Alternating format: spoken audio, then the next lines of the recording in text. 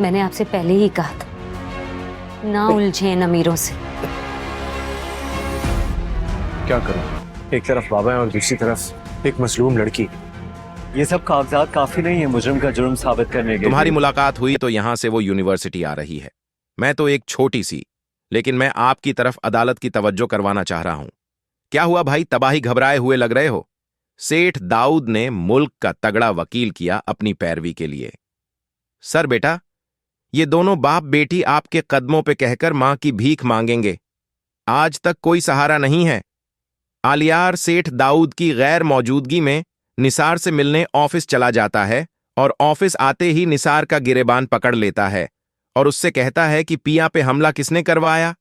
आगे से निसार खामोश रहता है और वह आलियार से कहता है, भाई मुझे क्या पता। आलियार कहता है, निसार मैं अच्छी तरह जानता हूं पिया पे हमला किसने करवाया, मगर सच में तुम्हारे मुंह से सुनना चाहता हूं। निसार एक बार फिर से आलियार की बातों को रद्द करता है और आलियार से कहता है, आलियार तुम पागल हो गए हो। तुम अपने बाप का साथ देने की बजाय हमारे दुश्मनों की सफ में खड़े हो गए हो। आलियार कहता है, लगता है तुम इस तरह नहीं बकोगे। इसके बाद आलियार अपनी गन निकालता है और निसार से कहता है, मैं तुमसे आखिरी बार पूछ रहा हूं, क्या मेरा बाप ही सेठ मूसा है और जो कुछ भी पिया और उसके बाबा के साथ हो रहा है मेरा बाप करवा रहा है।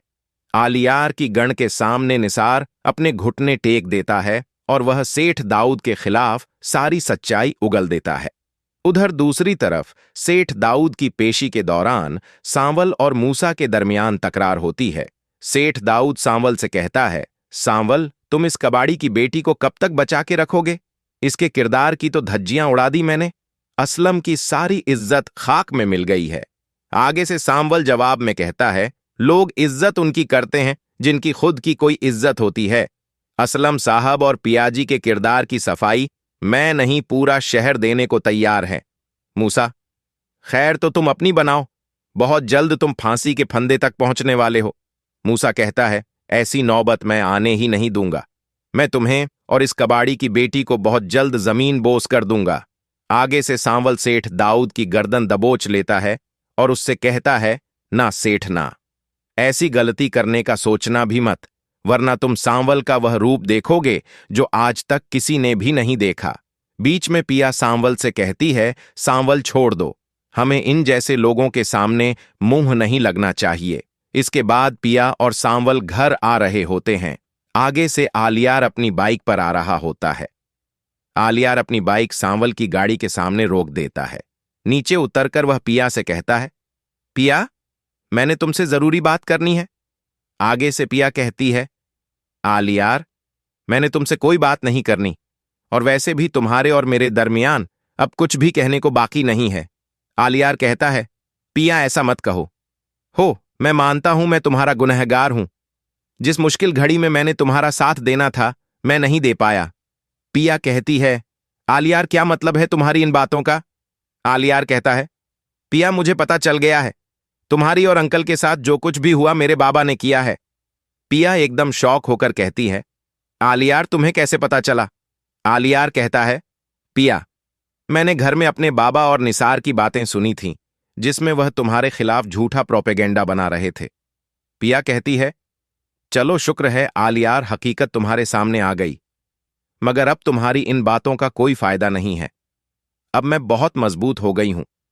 मेरे साथ मेरे बाबा हैं, सांवल हैं, मैं अकेले ही यह जंग लड़ सकती हूं। इसके बाद पिया सांवल से कहती है, सांवल गाड़ी चलाओ। इसके बाद सांवल पिया को लेकर चला जाता है। आलियार पीछे से रोकर और दुखी भरी नजरों से पिया को देख रहा होता है। उधर जब सेठ दाऊद को अब बुरी जमानत मिलती है तो वह अपने घर आता है। वो अपनी बीवी के साथ कुछ बड़बड़ा रहा होता है। ऊपर से आलियार आ जाता है और उसकी आंखें भी नम होती हैं। आलियार की मॉम कहती है, क्या हुआ बेटा?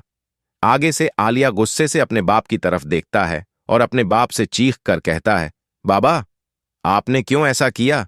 आलियार का बाप कहता है, क्या मतलब है तुम्हारी इस बात का?